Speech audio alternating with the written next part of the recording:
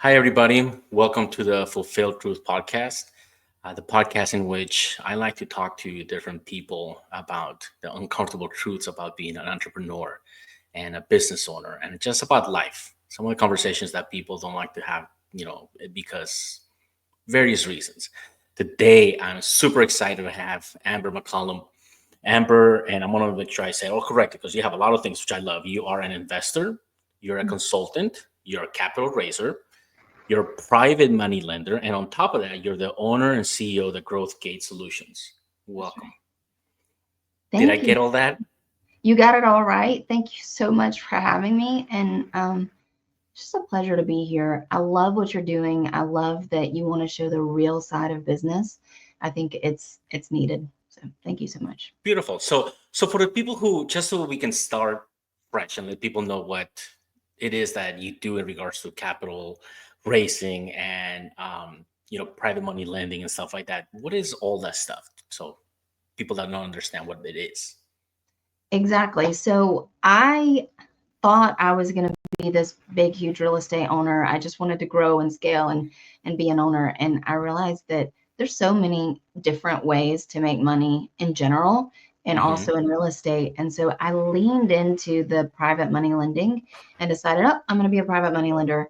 And as I got into deals, really, I started collaborating with other people and raising money from other people. It just started organically, friends, family, other people in communities that I've been in. And I realized I know how to speak the language of money. So I leaned into that. I raised capital for single family deals, so one lender to one deal. And then I met some business partners for multifamily and decided to start a fund. And so that really led me into an official role as fund manager and capital raiser. But bare bones, what private money lending is just growing your money, keeping your money moving. Money loves speed. So keeping it Right. moving to invest in properties that, it's collateralized. So it's backed by a security.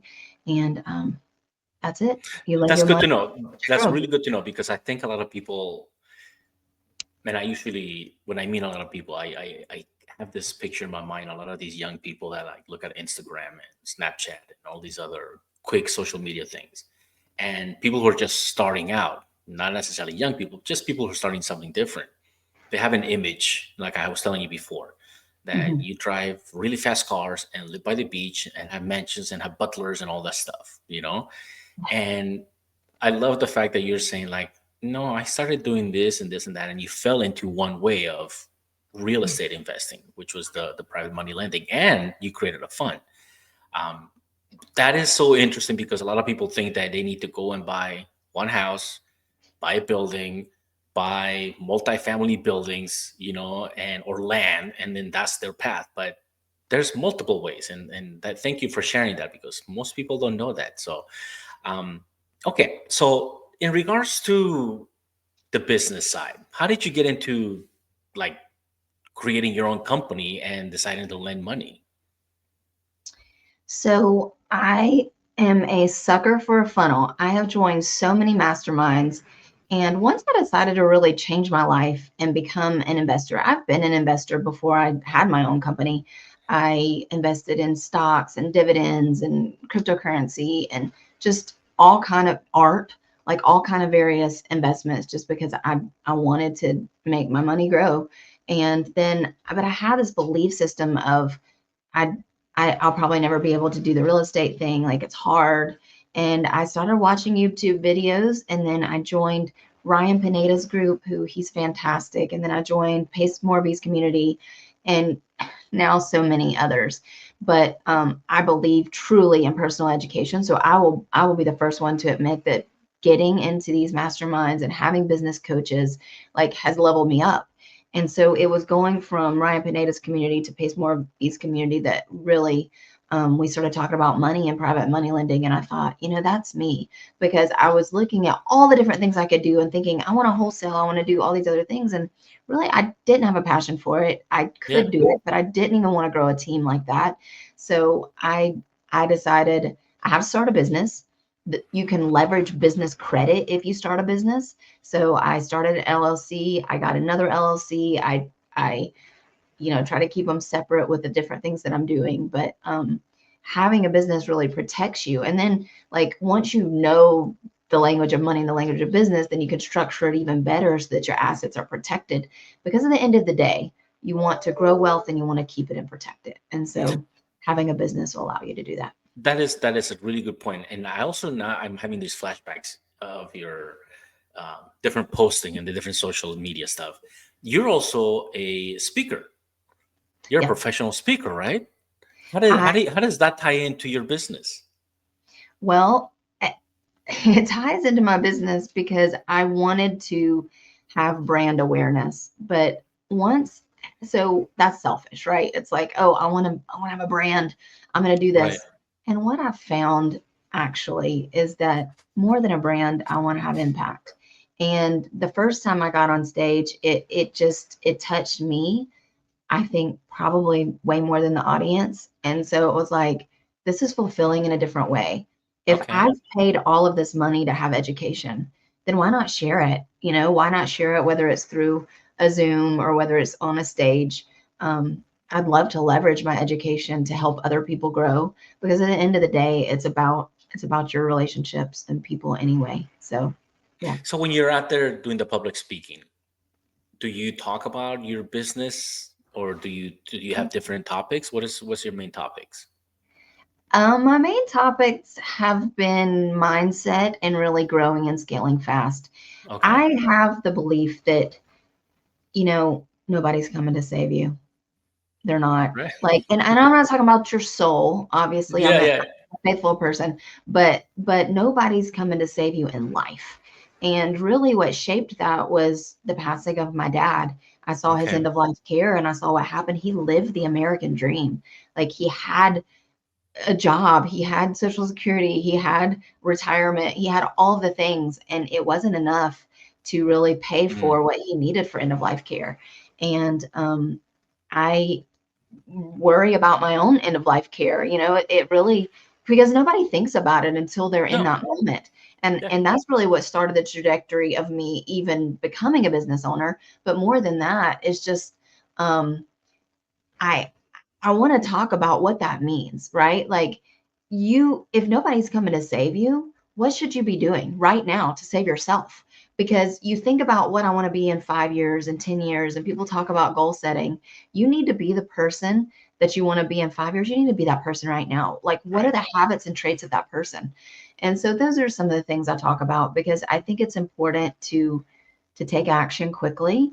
And I think that when you can lean into painful experiences, and we all have them, right? Whether it's something that you deal with personally, or whether it's a loss or a divorce, or your kids are going through something, if you can take that painful experience and push it into your why, and it'll really give you the urgency that you need to make something happen for your life. And if you can do that, and if you can be that dedicated, then your life will change. Yeah. And yeah. I'm glad that you educate people on that because that's something that through this little podcast and just through the different conversations that I have this frustration with people's financial education. They're completely uneducated about what it is that they do, and they're like sheep. Okay, they've been taught to go to work, right? Actually, just go to school, get an expensive degree, bunch of letters after your name, uh, get a job, work that job, retire, and then die, right? Mhm. And it was working at a hospital. I kept seeing that so often, and you know, full disclosure, healthcare people have a morbid view sometimes because we know we're just an accident away of being in a hospital. Mhm. I True. remember started having conversations with my wife. I'm like, babe, you know that dot dot dot, and we need to do this, and we need to create this plan and the will and all that stuff because a chunk of ice might fall from the sky, hit me in the head, and that's it. I mean, you never know. So seeing that, seeing the population that um, suddenly retired at 60 something or late 60s, and then they have the stroke, or they Mhm. suddenly find out they have cancer and they're gone within like 3 to 5 years. Mhm. It's just not fair, you know? And I love that you're teaching people that it shouldn't be like that, that there's different ways. And although your father, like you say, to live the American dream, that, he wasn't taught it correctly. And you're trying to change that because at the end, you should have the money work for you. You don't work for that money, correct? Correct. And you just need a plan. Like, people think that money, you said it perfectly. Like, you have the cars and the mansions and the butlers, the help, whatever it is. Um, but that's really not what um that's really not what money can do for you. I mean, it can, but if you have the right perception of money, then it can give you security. It can give you peace of mind. It can give you access to greater health care, things that you really need, and including end of life care. So I think it transcends, like, a lot of people talk about generational wealth and financial freedom, but what does that look like for you? Like, it may Right. just mean you need to not have some stress in your life, right? It may mean more time with your friends and family. We love as entrepreneurs to talk about the hustle. I get up at 3 a.m. and should you be? Like, should you be, like, losing your sleep? Like, Yes. or can you hustle for a little bit, get the money that you need, and create the life that you want, which is, it should be family, friends, happiness, um, and certainly access to resources that you need. So now that you talk about money, I think I have a good question for you. What's an uncomfortable truth about money or investing that people often avoid discussing? That's a really good question. I think there's a lot of them. I think sometimes people often, especially if they're pitching a deal, they avoid talking about risk. And investing is risky, right? Um, the reward generally pays off, especially over time, especially compounded. But I think people only want to gloss over the rosiness of it. But Hmm. I think one thing that I've been leaning to, especially recently hearing a speaker talk about it, really resonated with me. I think a lot of people avoid talking about financial trauma. And it's a real thing. Like, I think we all have belief systems about money. Whether it's a religious belief system, like we don't believe that we should earn so much, or we Sure. don't believe that or we should give it all away, Right. or I didn't have money growing up, so I want to hoard it in a weird way and not be generous, or like there's something that's happened to all of us that has shaped what we think about money. And it could have just been that we don't talk about it. Like, you weren't allowed to talk about money as a child. Like, even when you go out to dinner with your friends, if you have a new job, the first thing you'll talk about is the benefits. Oh, let's talk about that benefits package. But nobody talks about how much they make. And if we could normalize talking about that, for one thing, I think employers would pay equitably across the board if everybody knew how Yeah. much everybody's making. That's the first thing.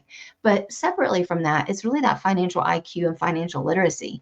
And so I think that people don't talk about their money beliefs, and it's uncomfortable. Like, I believe I'm going to lose my money, or I'm scared of this. If you ask people, what do you think about money? One of the biggest things is fear. And why? Why? How did you ever get that perception? And I think that if you don't break through that, and if you don't have those conversations, you're never going to grow and scale the way that you want to, because you're always going to hit a wall against your belief system. That's why I talk about mindset so much when I'm on the public stage, because belief system can make or break the success in your business. And you have to constantly fight against it. I have to fight against it even as a capital raiser. When I'm going through hardships, like, I feel like I'm a good capital raiser. And then there's times when I mean, there was a project that we needed to close in December, and we raised a lot of money to the Hmm. tunes of millions of dollars. And Nice. we didn't get it across the finish line. And so we lost the property because the seller wanted to close by December. And instead of framing that of, I just raised millions of dollars and some of these people will certainly roll into another deal, um, I thought, man, I didn't raise as quickly as I have in the past. And why? Like, why? Is it the amount of connections? And I track my KPIs, not as much as I should, but those doubts made me less confident in the next few meetings that I had. And I Interesting. think about that. Like I had to be like, no, you're a good capital raiser. You raised millions of dollars last month and the deal didn't close and that wasn't your fault. You know what I mean? So I think that that's the uncomfortable thing that people don't talk about money. It's like what's your belief system around money? I'd love you to ask that. You're actually the first person who's actually said that out of everybody that I talked to about their mindset. Mm, And you actually nailed it because it's very true. You know, they are it's taboo in some places, right? You can't say mhm. this, you can't say that, and therefore then you kind of like fake it till you make it, kind of, but not take the Yeah. time to educate yourself. Now, what would you say was a mistake that you learned from early on in your financial or your investment journey that you learned from? Mario, I learned one of the hardest lessons Tell and me. I'm still I'm still dealing with it. I'm still learning it. Um, it's the lesson of a deal can pencil out. It can be a good deal. The underwriting can be there. The equity can be there. Um, but a good deal isn't a good deal unless you have a good operator. Okay. And not everybody's a good operator. And that's just it.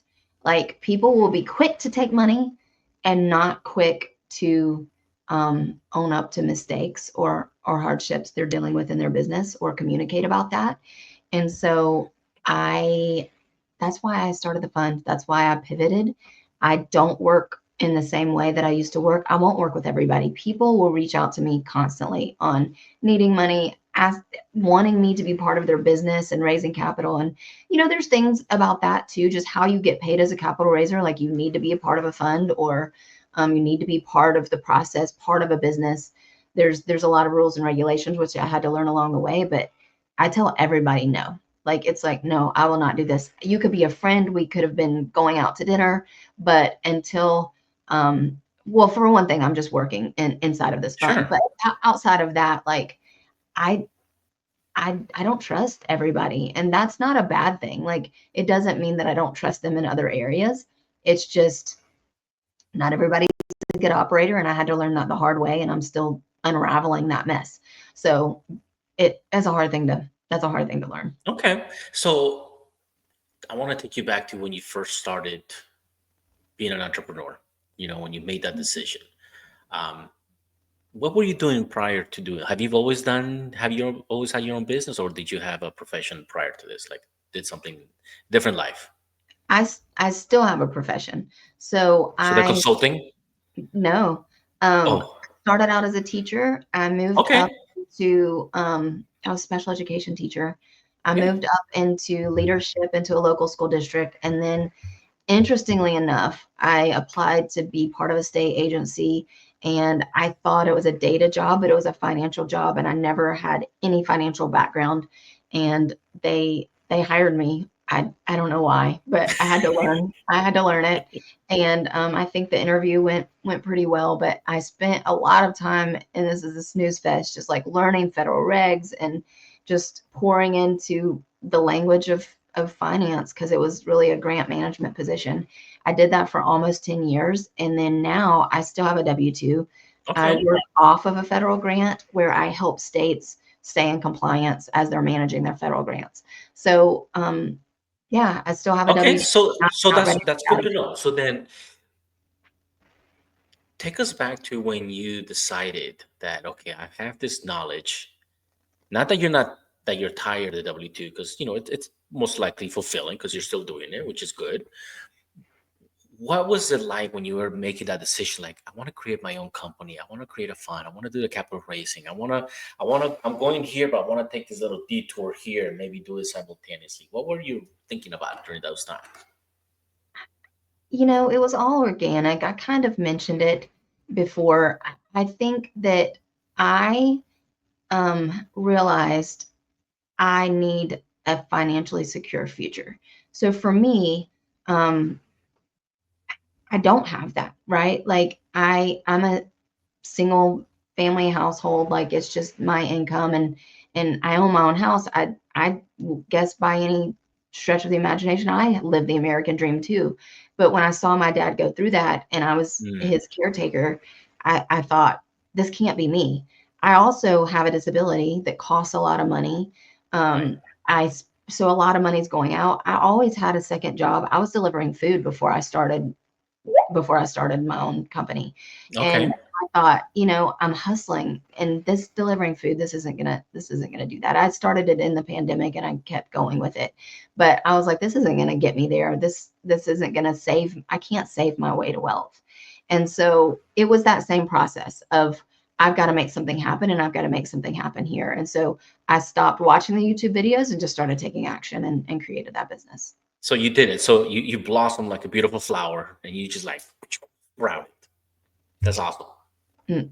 Well, yeah, there You were some did. dips along the way, but yeah, I took action and it paid off for sure. Okay. So then, for you, then it was just having that dream that kind of came out of necessity. After you see what you saw what your father was going through, and your own personal.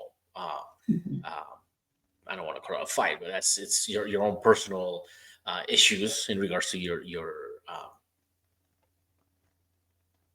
illness. We'll say Yeah, that.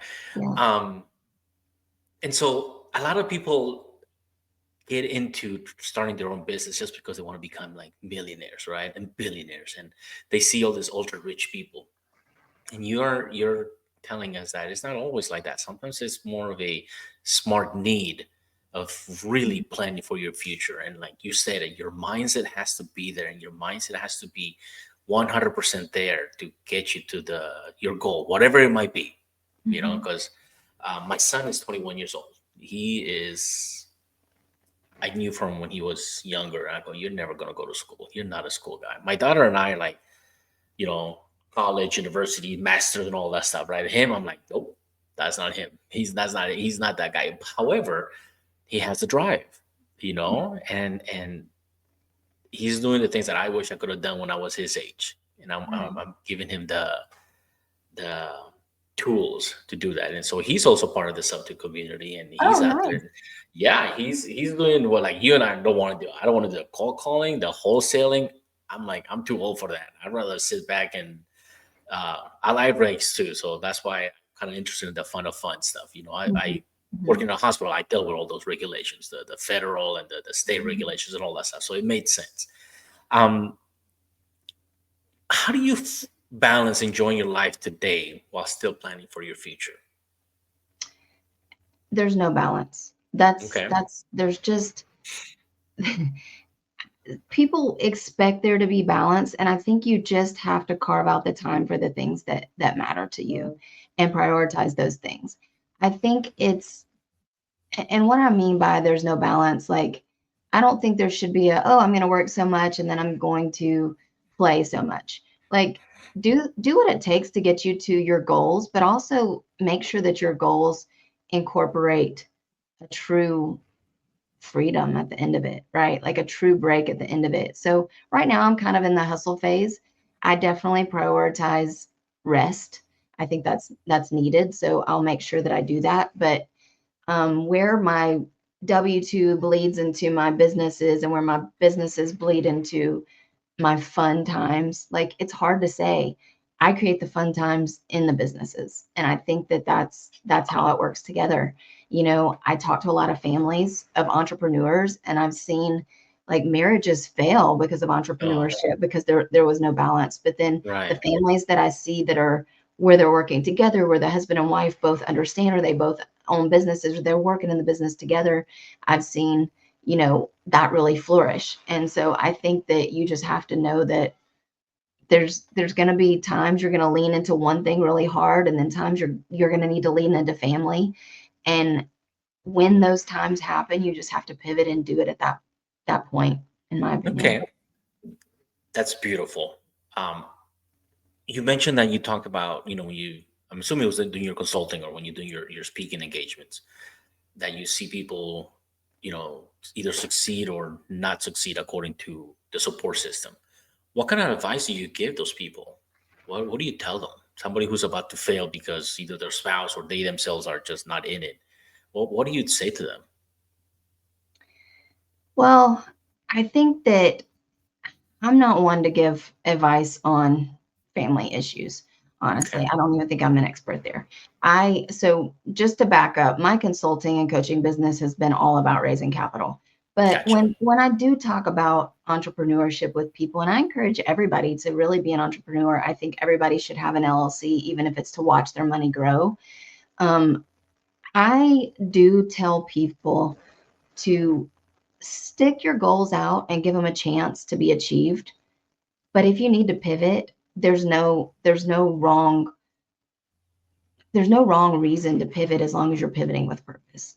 So if you can pivot because you know you have a different purpose or you're passionate about something else, then I think you should do it. At the end of the day, we're not here to be sad and overworked and depressed and upset. Like we can be stressed out. Our feelings matter, I guess. Right. But at the end of the day, I think we're just made for more. We're just created to to be support systems to each other, and so I don't think a business should kill someone, you know what I mean? But at the same time, or a marriage, but at the same time, I also think that there's got to be an understanding of a period of hustle to get to where you want to go, and you have to be So dedicated and willing to do that. okay, so there is, so it's okay to, I don't want to say fail, but it's okay to not reach your goals and to maybe not do what you thought you were going to do and just move on to your next endeavor. It's okay. Yes, absolutely. So when I first started capital raising, I started with $500. And in 5 months, I had scaled to $50,000 a month, Oh which my is goodness. 100x in 5 months. Now, I did have a business coach. I had people helping me, giving me support, telling me what to do. That was amazing. And I will tell you, Mario, I thought the world is, my world is about to change. Right. And then things happened. Like I said, I got with some wrong operators. They didn't fulfill their part, and I had to pivot. I had to pivot to make sure I'm doing things the right way. I pivoted to create this fund, and my business income stopped Mm, immediately. Like it was scale 100%, and it's great motivational. Now I could speak on stage about that, and people really got behind that. But what happened is several months later of, oh, this 100x, it's now halted to a flat zero, because in a fund, we're not taking the money up front. It took a long time to even launch. We're still amending paperwork right now. And so this fund's going to be a long-term play for me. And I'm not going to get paid until the very end of exits. hmm And if you know anything about multifamily, like exits take a long time. right. So I do get speaker engagement fees. That's one thing that I'm trying to ramp up, just to have income. I teach courses, but that's not a lot. That's not a lot of money. So I went from having a W-2 and then scaling and being like, "Ooh, I've made it." Like, You and made it. thinking, Yes. yeah, I mean, I had projections of millions, like, "Oh, this is gonna happen." And it didn't happen. It didn't happen for the right reasons, but it also was a very humbling experience, because when you go to $50,000 a month, your lifestyle changes. Yes. And I could and imagine. then when you go back to zero, your lifestyle changes. S- So that's really humbling. Were you thinking about quitting when that happened? Oh, I think about quitting every other day, all the time. Really? How Like, come? um, I think the hustle of it, am I really gonna get up and do this? Like, am I gonna work 8 to 10 hours on a job and then all the things that I need to reach my goals? And Right. every day I decide I am going to do that. Okay. It is sometimes a daily decision. Sometimes it's a weekly decision, depending on how I'm feeling, how stressful I get. I know I mentioned earlier that I have an illness, and it's hit me hard this past year in a way that it hasn't in many, many, many years. So I've been chronically sick with just different things, since June of Okay. 2024, and right now, just if this is in the future for perspective, it's February 2025. So I've been sick every single month. And to know that I've got all these jobs to work, and I've been really, some of it has been just like, it would be hard to watch if you could see the really low points. And so it's like, I gotta do it. Like this is the whole reason I'm doing this. And so yeah, like there's definitely struggles. And for me, I try to be vulnerable about that. I want people to know that you're gonna have pain and it's what you do with that that's gonna make or break your future. And so I try to look towards the future and think about what I'm creating. And I know it's good and I know I've impacted people, which is my biggest goal ever. And Right. so yeah, keeps me Well, going. I have to tell you that you and I just kind of met virtually for the first time today, and however, your presence is well known, at least for my end. To me, I see your stories, I see your successes. I love how you share when you're having a bad day, or when you discuss what's going on with your illness or how you're feeling. And I like the rawness of it because it is so honest, right? To see that, because like I was telling you, people have this weird idea that everything is like roses and unicorns, and rainbows at the end. It's like it's not. And I thank you for sharing that, because at least from, like I told you before, working in healthcare, dealing, and I'll just generalize, when I deal with patients that have had strokes, or people with have amputations, or cancer survivors, or Mhm. even when we were going through the whole COVID stuff, Right. um, when you, I had to tell people, it's like, for right now, you can't do dot, dot, dot. Right. Uh, It was very uncomfortable. I learned that a long time ago when I first started as a therapist. A gentleman named Romeo. So this is a quick story. He was 70 something years old. In retirement, he worked as a crossing guard, and he got hit by a car when he was doing the crossing guard duty. Broke his hip, shattered the femur. Comes to our hospital. Goes through the surgery, and it comes to the rehab unit, and it was a bad fracture, and he couldn't repair all the way. So Mm. he had a little bit of a leg discrepancy, and he didn't have full range of motion, so he had to use a walker. And I used to go in with him, and I used to be like, "Hey, we're gonna do this," and Romeo's like, "Okay," and he just worked hard. And us, the therapist and the doctor, will be like, "He's gonna use a walker the rest of his life. He can't do Mm. dot dot. Probably not gonna be able to go and do crossing duties again. Be a crossing guard." And Romeo asked me every day, "How am I doing?" Like, "You're doing fine, Romeo." Then one day he's like, "I can see it in your face. You're lying." I'm like, "What?" It's like, "Mario, tell me the truth." I'm like, "What are you talking about?" Like, "Mario, I can tell you're lying." He goes like this. This is a short Italian little guy. He's like, "Don't ever lie to your patients. You always tell them the truth, no matter what it is, Mm. because the patients need to know the truth." And he taught me that. And sure enough, I said, "Okay, you're most likely going to use a walker the rest of your life. There's a good chance you're not going to be able to do the crossing guard thing again. Um, you're probably going to go live, with a lot of pain, and hopefully you have a good, comfortable rest of your life." Mm. And I felt horrible saying that, but he just turned around. He's like, "Thank you. That's when I need it." And it was a weird thing because after that, he seemed to improve because we were, and I went to the therapist. Like, "You guys, let's stop doing this. This is a bunch of BS. This isn't right, you know." And he taught me to be very honest with the patients. And so when I had the stroke patient, or whenever I had anything like that, the honesty helped. And it was teaching them that they have a new level of independence. It might not be the same as you and I, it might Mhm. not be the same as everybody else. However, their level of independence is their own. And that's what makes them special. If you're handicapped in a wheelchair, you can still drive, you can still do anything you want. You can go Mhm. skiing, you can do whatever you want. We used to show them videos of people, doing, like, one of our doctors had this YouTube videos when showing people in wheelchairs doing crazy things, and we're like, "See, you can do this." "No, Yeah. I can't." Like, "Yes, you can." And watching you reminds me of my patients back in the days doing exactly what we tell them that they can do. You have that awesome level of independence, and when you're going through your bad days and you decide to post them, because you want to teach. To me, it's like I'm like clapping as a therapist. I'm like, yes, see, she can do this. Watch Yeah. her. Mario, thank you so much. That's so sweet for you to say. I have two reactions. The first one is um, it the community keeps me going.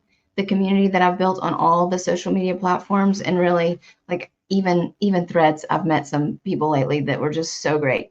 Um, it's newer for me, so that's why I said even Threads. But Right. when I post, it's yes, it's educational, but I did a prank on April Fool's Day where I created it looked exactly like emoji and it was half of heart, and I told people to close me up, and nobody could figure it out. They were like, where is this emoji? So then they were sending pictures of their hands. I was like, are you serious? Like, you can't see the emoji? It's right there in your phone. And they're like, no. And so, like, I know they were scrolling all day long. They were like, I Googled it. I literally don't see this emoji. So, like, then it became one of, and if you ever watch my videos, you'll see it at the end. I usually say, close me up. I see that. Yes. It was coming from that joke. Okay. But people, now that they know, because I mass sent that out, um, they close me up. You know what I mean? And I Awesome. think that's the beautiful thing about the community. So if I'm going through a bad day, in order to get out of my head, if I tell somebody to close me up, there's going to be 100 people that, even if they don't show a half a heart, they're going to show a whole heart. They're going to reach out. And it's so touching. And generally it's private. Sometimes it's text. And I think if they're going to show up for me, I'm going to show up for them. So that's the first thing. And the second thing is, I love what you said about your patient, because my doctor said something very similar when my muscles weren't working as well. He told me, he was like, you're probably not going to walk in within 6 months. And this was a while ago. This was a year and a half ago, Right. actually. And he was like, your muscles are declining. He was like, and what I worry about you, because I was like, that's not going to be me. It's not going to be true. And he's like, Amber, what I worry about is that you're not honest with yourself. He's like, you're not being honest with yourself. And he's like, I would hate for you to get to that place, because he knows all the things. He knows I have Of course. steps in my house. Like, he's been my doctor for a long, long, long time. So he knows all my whole life. And he was just like, I don't think you're preparing. And one thing that, and maybe this was your patient, maybe you've seen this as a provider. Um, I told him, I said, it's not that I'm not prepared, it's that I won't be a victim until I have to be. And if I start using a scooter when I don't need to, I have Hmm. one, I'll use it when I need to. But Hmm. if I start with that mindset of, I do have a disability, like, I do have these things, if I continue to just be that victim and believe that I can't do things, I can't continue public speaking, I can't do all the my hopes and dreams, then I won't be walking in 6 months. But here's the thing, I'm walking still. So he was wrong about that. And I feel like Good. my mindset contributed to that. And that's not taken away from anyone who's been No. told that and they weren't. I just think that the longer I can go with being as healthy as possible, I will go. And it's not a lack of reality. It is a belief in what I can accomplish. And I think you can go a long way with belief. Yeah. And that's not just with a disability. That's like in your business, in as an entrepreneur. Like, if you believe you can do it, you literally probably can do it. But I don't think a lot of people take the time to do the work it takes to believe they can. No, they don't. And I think I understand what your doctor was trying to say. I get that because I've had those conversations, and I always at the end said, "Well, hope you prove me wrong. Please prove me wrong, because I want to see that." You Right. know, but I think in your case, you do the whole energy conservation techniques, and you're just preparing, and I think that's the smart thing. It's like, I agree with you. You get what you need when you need it. Because I'm also 100% gun ho, and like, you do what you're gonna do, you will figure it out. Because one thing I learned is that even though I work with stroke patients, or neural disabilities was the biggest one for me, the neural component of it. I don't know what it feels like to have a stroke. Mhm. I don't know what it feels like to get hit in the back of the head with a hammer, or get shot in the head, or lose a leg. I can help you treat it. I can show you the way, but I'm not you. Right. That's your own private, not battle, but that's your own private thing that you're dealing with that nobody can talk to you about. Because, like you said, I used to tell patients, like, your healing is a roller coaster. You're going to do great and you're going to have really crappy days. And you're going to do great and then go bad days, good and bad, good and bad. However, it's an upward trajectory, kind of like real estate, right? It Yeah. goes up and down. However, it keeps going up. And that's how it is. And that's how it should be. And so keep doing what you're doing. You do what's best. You're like Romeo. You do what you need to do, and you know, keep Yeah. figuring out on your own pace and whatever. That's what I always tell patients. You do what you want to do. Now, let me bring you back to our whole business organization thing. Absolutely. Um, what would you say is a common myth about building wealth that you would like to debunk? I think that, well, this is going to sound radical and delusional, but I'm going to say it anyway because I have the belief system that I will be this, and whether I get there or not, I'm going to have fun trying. Go I for it. think that people believe that they cannot be the 1%. Like we look at family offices and we look at old money like Mm-hmm. Rothschild, Warren Mm-hmm. Buffett, and they're the 1%, right? And it's like, how do you get there? How can I get there? And then I think we think, I don't need to be there, right? Like I can be a millionaire and be fine with that. And I can too. Like it's not even the amount of money. It's what comes, the the people you're around and the opportunities that you have when you're with wealthy people. And I've had a lot of opportunities to be with billionaires. They move very different from millionaires. Right. Like millionaires are going to have the Lamborghinis, they're going to be Yes. flashy. Billionaires Yes. aren't going to tell you anything about what they're doing. In fact, what the billionaires are doing is they're taking money from you, right? Like we we're everything we do as a consumer, everything we spend when we buy a car, the car dealership's winning, right? Like not us. Mm-hmm. And so my myth buster is that everybody can be in the 1%. You just have to move like the 1%. You have to learn the language of money and you have to learn that skill set. And there's a lot of things you can learn about that. Money needs to move. Money, you can't have the fear of it. Like it needs to be constantly working for you. You need to have tax-free accounts and leverage laws. Like people pay a lot of taxes in their businesses, and literally the 1% does too. They pay taxes, but it's on a different scale in a different way. Right. And so I think for me, it's constantly improving and just going up that ladder little by little, getting into bigger rooms, learning from them, asking questions, being curious. I think I can do it, and I think everybody can do it. But I think they they just stick with what they know. And the worst spot that somebody can be is comfortable and have a comfortable lifestyle and even be rich, right? Like wealthy, like I have enough. Like this is enough.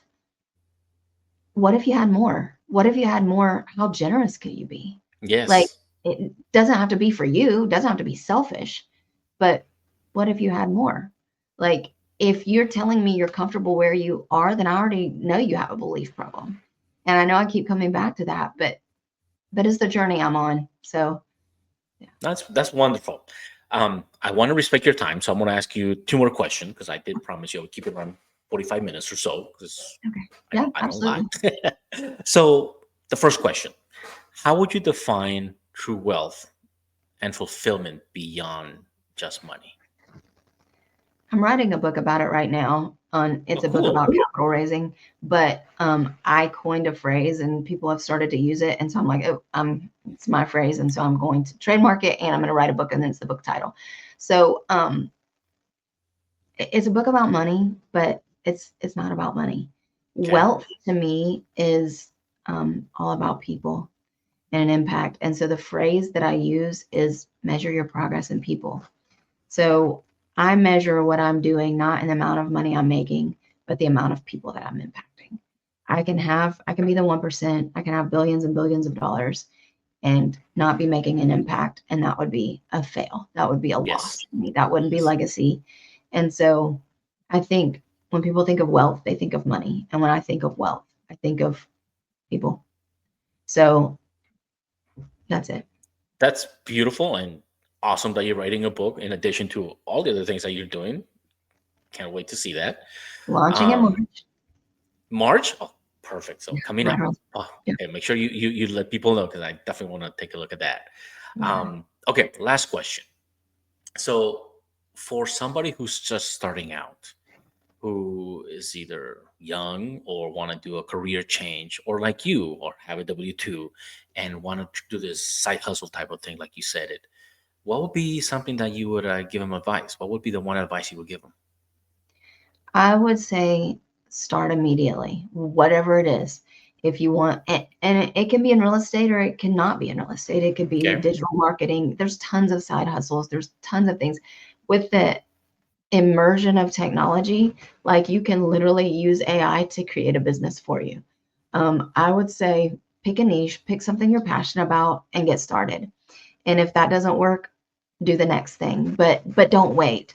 Like don't wait to be the person you want to become. If you want to grow a business, today's the day. If you start tomorrow, you're already behind. You're already letting yourself down. You're I don't know, like I can't stress that enough. The young people, and we don't know the future. We don't know who's going to get hit with something. We don't know how many days we have on this earth. But right. in general, um, business favors the young. And if you can make money at a younger age, you can grow wealth faster. You can grow impact faster. You can grow skill set and knowledge faster.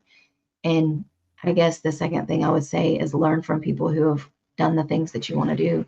If you learn from other people, you can save yourself a lot of heartache. Okay, beautiful. And then, just in closing, where can people find you? Like, what is your website and all the other information that people can get a hold of you if they want to follow up on you or with you? I don't know what just happened to my camera. That's I, okay. at Amber McCollum is all of my platforms. So that's going to be Okay, LinkedIn, Facebook, Instagram. I respond back on Instagram and Threads more than anywhere else. So that's probably the best place. But I was lucky and blessed enough to be able to use my name. So that's awesome. Um, Thank you so much for your time today. This was really, really insightful, really helpful. I learned a whole bunch, and I learned a new thing about the people's mindset because most people don't never brought it up. Never brought it up. You're the first one who brought it up, and it's is really, really awesome. I really thank you for that. well, thank you so much. You've been such a generous host, and I appreciate you, Mario. Thank you so much. And we are now at the end. This is a conclusion for our podcast, and we'll catch all of you guys on the next round. Take care.